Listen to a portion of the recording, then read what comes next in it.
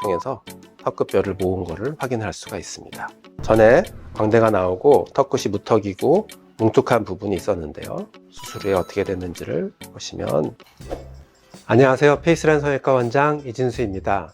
오늘은 윤곽에서 두드러진 부분과 부족한 부분을 가지고 있었던 케이스에 대해서 사진을 보고 계획은 어떻게 하는지, 또 수술은 어떻게 하는지, 수술의 결과는 어떻게 나오는지에서 차근차근히 설명드리도록 하겠습니다. 윤곽에 대해서 관심이 있는 분들은 보시면 많은 정보를 얻으실 겁니다. 실제 케이스를 보겠습니다. 사실은 그다지 큰 문제점이 있는 경우는 아닌데요. 본인이 저한테 불만을 토로했던 부분은 광대 부분이 나와서 인상이 강하다는 소리를 듣는다, 턱이 뭔가 뭉툭한 부분을 많이 가지고 있다라는 부분입니다. 실제로 광대 부분이 좀 덜 나온 부분들이 인상이 부드러운 부분을 가질 수 있고요. 턱끝은 뭔가 좀 명확한 느낌을 주는 경우가 더 또렷한 인상을 가질 수 있는데요.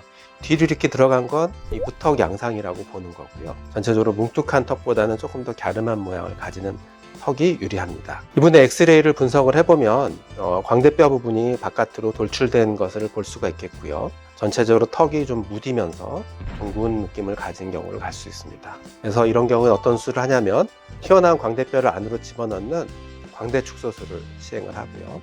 턱을 이렇게 줄이는데 사실 이쪽 부피보다 더 문제가 되는 부분이 이제 여기 부피거든요. 그래서 이쪽 부피 위주로, 이걸 이제 하학에서는 체부라고 보통 얘기하는데요.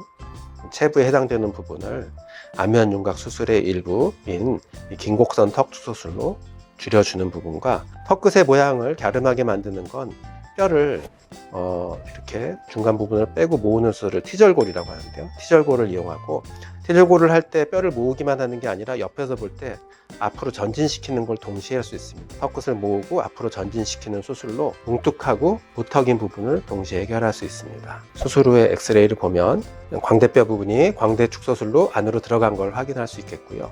턱뼈를 전체적으로 줄였는데 아까 얘기한 이쪽 부피는 그렇게 문제가 안 되고 여기를 주로 줄였다고 했는데요. 그래서 이쪽에 이렇게 넓게 보이던 턱뼈가 지금은 없어져 가지고 이쪽이 많이 갸름해진 모습을 볼 수가 있겠고, 티절골을 통해서 턱끝뼈를 모은 것을 확인할 수가 있습니다.